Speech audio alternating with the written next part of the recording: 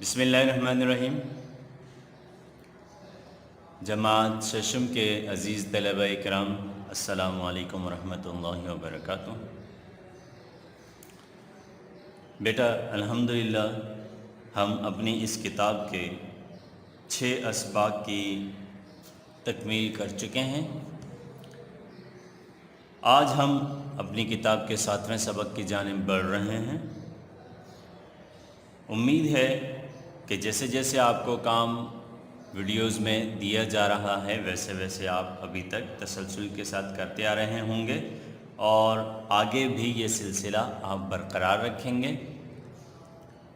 بیٹا آج ہم 7ویں سبق کا آغاز کر رہے ہیں جس کا عنوان ہے یوم آزادی۔ آپ کی کتاب کے صفحہ نمبر 28 پر سبق موجود ہے یوم آزادی، لہٰذا صفحہ نمبر 28 دیکھیے۔ شاباش۔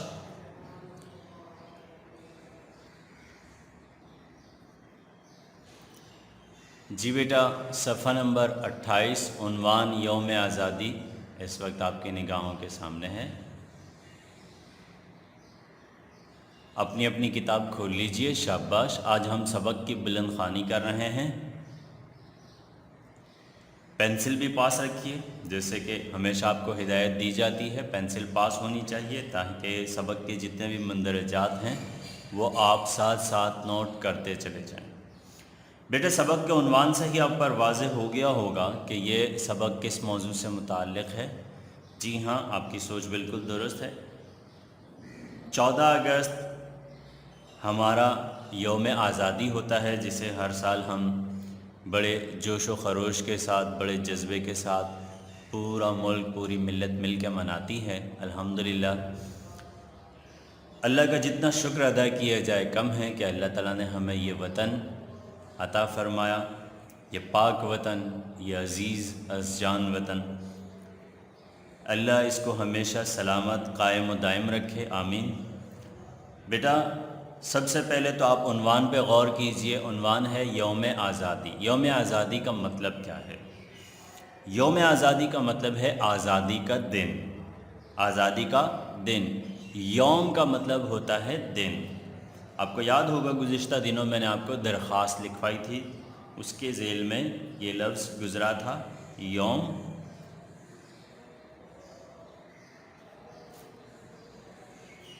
یوم یعنی کہ دن، اس کی جمع ہوتی ہے ایام، ٹھیک ہے۔ بلند خوانی کا آغاز کرتے ہیں۔ بسم اللہ الرحمن الرحیم۔ پاکستان ہمارا پیارا وطن، پاکستان ہمارا پیارا وطن ہے۔ یہ 14 اگست سن 1947 کو آزاد ہوا۔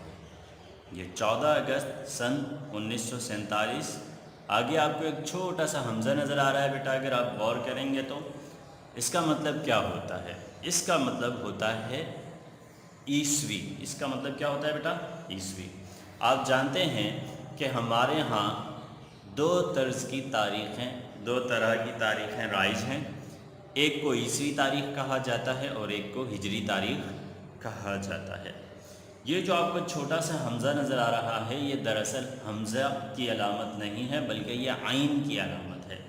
اردو میں عیسوی جب بھی لکھا جاتا ہے عین سے لکھا جاتا ہے، تو یہاں جب بھی یہ چھوٹا سا حمزہ بنایا جاتا ہے اس سے مراد وہی سن عیسوی ہوتا ہے، یعنی عیسائیوں کا ترتیب دیا گیا سال۔ ٹھیک ہے بیٹا، باقی تفصیلات انشاءاللہ آپ کو بتا دی جائیں گی وقت کے ساتھ ساتھ۔ یہ یعنی ہمارا یہ ملک اگست کی 14 تاریخ کو وجود میں آیا تھا اور سال تھا گزشتہ صدی کا 47واں سال۔ گزشتہ صدی کا 47واں سال، یعنی آج سے تقریباً 73 برس پہلے پاکستان کو الحمدللہ وجود میں آئے 73 سال ہو چکے ہیں۔ الحمدللہ اللہ کا شکر ہے۔ اس دن کو ہم یوم آزادی کے طور پر مناتے ہیں، یعنی 14 اگست کے دن کو ہم یوم آزادی کے طور پر مناتے ہیں۔ یہ ہمارا قومی تہوار ہے، یہ ہمارا قومی تہوار ہے۔ کسی خوشی کے مبارک دن کو تہوار کہتے ہیں، کسی خوشی کے مبارک دن کو تہوار کہتے ہیں۔ بیٹا ایک ہی لفظ دو طرح آپ کی نگاہوں کے سامنے ہے، تہوار اور تہوار دونوں طرح آپ کی نگاہوں کے سامنے ہیں، آپ غور کریں گے، لیکن دونوں کا مطلب ایک ہی ہے۔ دراصل دونوں طرز پر لکھنے کا مقصد بھی یہی ہے کہ آپ پر واضح ہو جائے کہ اس لفظ کو تہوار کے طور پر بولنا لکھنا استعمال کرنا وہ بھی درست ہے، اور تہوار کے طور پر بولنا لکھنا بھی درست ہے، ٹھیک ہے۔ یوم آزادی پر پورے ملک میں عام کاروبار بند رہتا ہے، یعنی عام طور پر چھٹی ہوتی ہے، اسکولوں کالجوں اور دفتروں میں چھٹی ہوتی ہے، سب لوگ مل کر خوشی مناتے ہیں۔ دنیا کی سبھی قومیں اپنے طور پر اپنے قومی دن کو تہوار کے طور پر شاندار طریقے سے مناتی ہیں۔ جی ہاں، بالکل ایسا ہی ہے، دنیا کا ہر ملک، ہر قوم، ہر وطن اپنے اپنے یوم آزادی کو یاد رکھتے ہیں، اس کو مناتے ہیں، ٹھیک ہے۔ ہم بھی اپنے وطن کے قومی دن کو بڑے جوش و خروش کے ساتھ مناتے ہیں۔ جوش و خروش کے ساتھ یعنی جوش و جذبے کے ساتھ مناتے ہیں، اس لیے کہ یہ دن بڑا تاریخ ساز ہے۔ یہ دن بڑا تاریخ ساز ہے۔ تاریخ ساز کا مطلب کیا ہے بیٹا؟ تاریخ کا مطلب تو آپ جانتے ہوں گے، ساز کسے کہتے ہیں؟ ساز کا لفظ جب بھی کسی چیز کے ساتھ استعمال کیا جائے تو یہ بنانے والے کے معنی میں استعمال ہوگا۔ آپ نے سنا ہوگا گھڑی ساز۔ گھڑی ساز کا مطلب کیا ہے؟ گھڑی بنانے والا، ٹھیک ہے۔ اسی طرح آپ نے سنا ہوگا کتاب ساز یعنی کتاب بنانے والا، تاریخ ساز یعنی تاریخ بنانے والا۔ یہ دن بڑا تاریخی ہے، بڑا تاریخ ساز دن ہے، اس کا مطلب یہی ہے کہ اس دن کے ساتھ ہماری بہت بڑی تاریخ جڑی ہوئی ہے۔ یہ ہمارے لیے آزادی کا پیغام اور پاکستان کا تحفہ لے کر آیا تھا۔ یہ کون بیٹا؟ یہ دن، ٹھیک ہے، یہ 14 اگست کا دن ہمارے لیے آزادی کا پیغام اور پاکستان کا تحفہ لے کر آیا تھا۔ ہر سال 14 اگست ہمارے لیے خوشیوں کا پیغام لاتا ہے۔ یوم آزادی کے جشن کو منانے کی تیاریاں کئی روز پہلے شروع کر دی جاتی ہیں۔ کہیں لوگ جھنڈیاں بنا رہے ہیں تو کہیں قومی پرچم تیار کیے جا رہے ہیں۔ بیٹا لفظ گزرا ہے جشن۔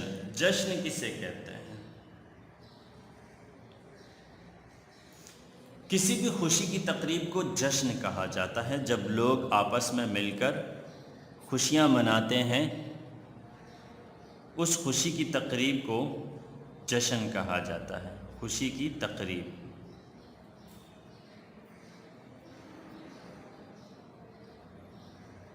جب کئی لوگ مل کر خوشی مناتے ہیں کسی خاص موقع کی تو اس کو جشن کہا جاتا ہے۔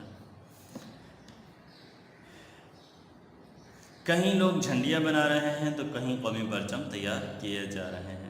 عمارتوں پر روشنی کی خاطر برقی قمقمے لٹکائے جا رہے ہیں۔ آپ نے دیکھا ہوگا بیٹا عمارتوں پر روشنیوں کی جھالریں لٹکائی گئی ہوتی ہیں۔ دراصل قمقمہ کسے کہا جاتا ہے؟ قمقمہ کہا جاتا ہے بلب۔ قمقمہ کسے کہا جاتا ہے؟ بلب۔ اور برق سے ہے، برق بجلی کو کہا جاتا ہے۔ برق بجلی کو کہا جاتا ہے، برقی قمقمے یعنی بجلی کے بلب، ٹھیک ہے۔ ہم یہاں اس کو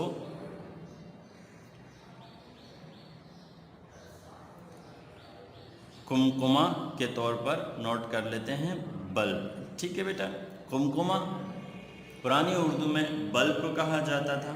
شہر ہو یا گاؤں، آزادی منانے کے لیے ہر جگہ بھرپور گہما گہمی شروع ہو جاتی ہے۔ گہما گہمی شروع ہو جاتی ہے یعنی رونق اور ہلچل شروع ہو جاتی ہے، ٹھیک ہے۔ گہما گہمی یعنی کہ رونق، ٹھیک ہے بیٹا۔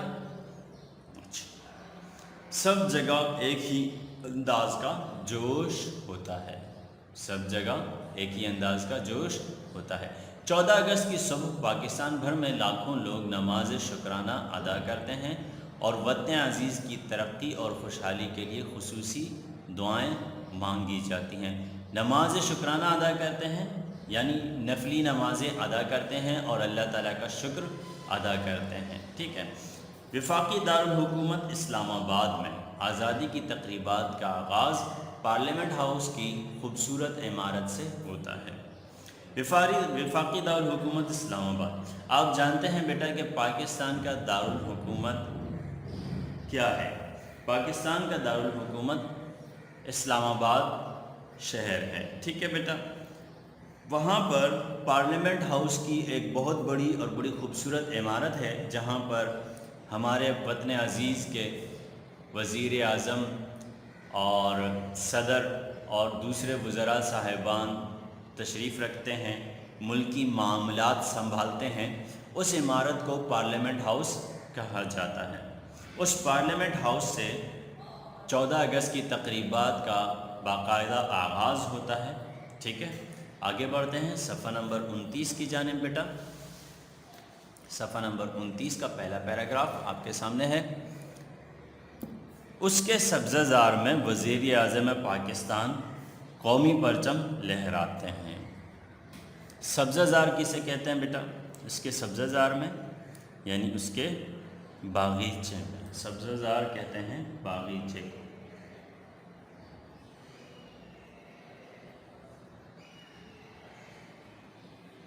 ٹھیک ہے بیٹا، اس کے باغ میں قومی پرچم لہرایا جاتا ہے۔ اس کے ساتھ ہی قومی ترانے کی دھن پیش کی جاتی ہے، یعنی قومی ترانے کا میوزک پیش کیا جاتا ہے۔ تلاوت قرآن پاک اور نعت خوانی کے بعد وزیر اعظم قوم سے خطاب کرتے ہیں یعنی قوم سے مخاطب ہوتے ہیں یا تقریر کرتے ہیں۔ اس کے بعد زرق برق لباس پہنے ننھے منھے بچے قومی نغمے اور ٹیبلو پیش کرتے ہیں۔ زرق برق لباس پہنے، زرق برق کا مطلب کیا ہے بیٹا؟ زرق برق کا مطلب ہے رنگ برنگے۔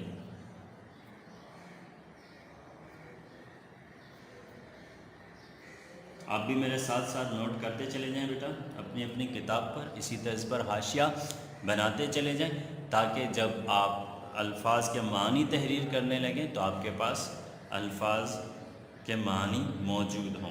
جی، زرق برق لباس میں ننھے منھے بچے قومی نغمے اور ٹیبلو پیش کرتے ہیں۔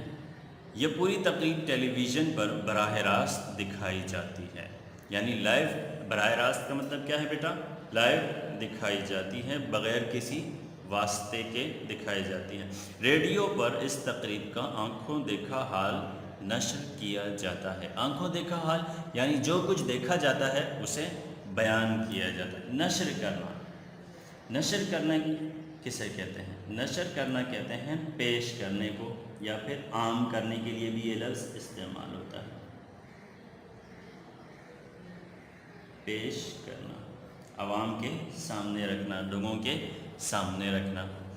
ناشتہ کر کے بچے بوڑھے اور جوان سبھی ریڈیو اور ٹیلی ویژن پر اس تقریب کو بڑے شوق سے سنتے اور دیکھتے ہیں۔ ٹھیک ہے بیٹا، یہ ہوئی ہماری آج کی بلند خوانی۔ ٹھیک ہے بیٹا، ہمیشہ کی طرح جیسا کہ آپ جانتے ہیں ہم بلند خوانی کے ساتھ ساتھ ایک کام کی تکمیل کرتے ہیں۔ وہ کام کیا ہے؟ جی ہاں بیٹا، آپ کو اب تک اندازہ ہو چکا ہوگا۔ جی ہاں، آپ آج کے سبق کا سرے ورق بنائیں گے۔ سبق یوم آزادی کا سرے ورق آپ بنائیں گے، ٹھیک ہے۔ عنوان کے مطابق کوئی خوبصورت سی ڈرائنگ بھی بنائیے گا۔ پاکستان کا جھنڈا آپ بنا سکتے ہیں، اس کے علاوہ پاکستان کی کسی قومی عمارت کی کوئی تصویر وغیرہ بھی آپ بنا سکتے ہیں، یا کوئی تصویر آپ اپنی کاپی میں چسپاں بھی کر سکتے ہیں، چپکا بھی سکتے ہیں۔ ٹھیک ہے بیٹا، انشاءاللہ مزید بلند خوانی کے ساتھ اگلی ویڈیو میں پھر حاضر ہوں گے۔ دعاؤں میں یاد رکھیے گا۔ السلام علیکم ورحمۃ اللہ وبرکاتہ۔